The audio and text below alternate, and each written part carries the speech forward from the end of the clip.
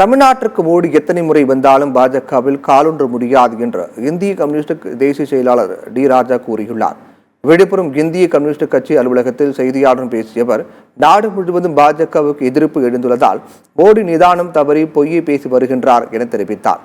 எதிர்க்கட்சிகளை ஊழல் கட்சி என்று சொல்லும் மோடி, பாஜக வேட்பாளர் நயினா நாகேந்திரனிடம் இருந்து 4 கோடி ரூபாய் பறிமுதல் செய்தது குறித்து மோடி பதில் சொல்வாரா என்று கேள்வி எழுப்பினார். அதானி அம்பானியோடு கூட்டு வைத்துள்ள பாஜகவோடு பாட்டாளி மக்கள் கட்சி கூட்டணி சேர்ந்துள்ளதை சுட்டிக்காட்டிய டி ராஜா, பாமகவின் கொள்கை என்ன என்று கேள்வி எழுப்பினார்.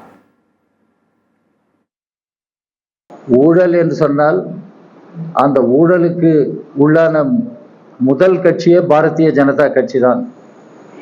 எலக்டோரல் பாண்ட்ஸ் பற்றி நாம் அறிந்திருக்கிறோம். இந்த எலக்டோரல் பாண்ட்ஸ் மூலமாக கொள்ளையடித்து பணத்தை குவித்து கொண்ட முதல் கட்சியே பாரதிய ஜனதா கட்சி தான். இதுவரையிலும் திரு மோடி இந்த எலக்டோரல் பாண்ட்ஸ் பற்றி ஒரு வார்த்தை கூட பேசவில்லை. நாம் தெரிந்து கொள்ளவே. இன்றைக்கு தமிழ்நாட்டில் திருநெல்வேலி பாஜக வேட்பாளர்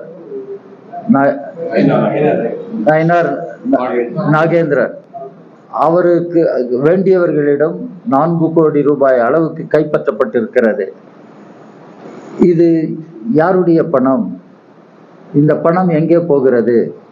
இது பற்றி விசாரணை வேண்டும் என்று இந்திய கம்யூனிஸ்ட் கட்சி கேட்டிருக்கிறார்.